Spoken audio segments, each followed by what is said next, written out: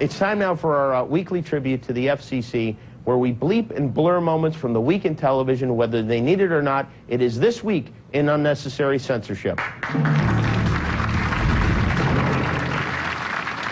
Right here in the Oval Office, I get nearly every morning. I was at my house and I was like craving, you know, where you just like, I want some. I feel it's kind of invasive, you know? You know what? It. Do you I personally don't I know people who do Just like me, I don't but I do know others who do Jerry may have had the lowest score, but he has the biggest and he wants to come back next week. When they play off and give them space, they cannot handle the route running. The champ invited me out to his training camp in Pennsylvania for an interview and then asked. I'm going to hand out some salami. You guys at home, go raid your fridge. We got tons of coming up. What the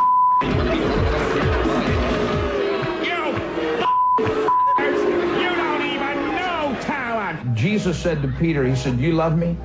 He said, "Yes, Lord." He said, "Feed my sheep. Don't my sheep. Feed my sheep." If worse comes to worse, I'm using my teeth. And empowered by congressional statute, and with the majority of its commissioners appointed by the current president, the FCC works towards 6 goals in the areas of broadband, competition, the spectrum, the media, public safety, and homeland security, and modernizing the FCC.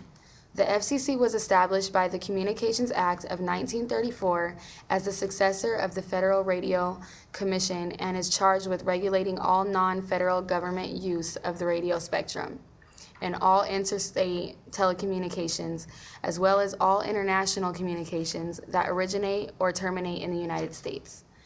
It is an important factor in U.S. telecommunication policy.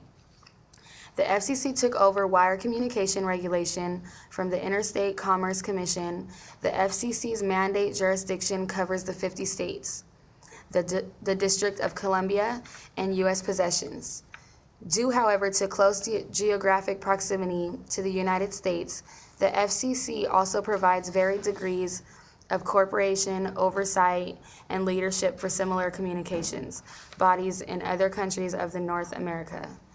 The FCC has a 2009 proposed budget of $466 million, which is funded by $1 million in taxpayer appropriations and the rest in regulatory fees.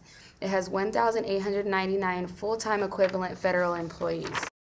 As specified in Section 1 of the Communications Act as amended by the Telecommunications Act in 1996, it is the FCC's mission to make available so far as possible to all the people in the United States without discrimination on the basis of race, color, religion, national origin, or sex, rapid, efficient, nationwide and worldwide wire and radio communication services with adequate facilities at reasonable charges.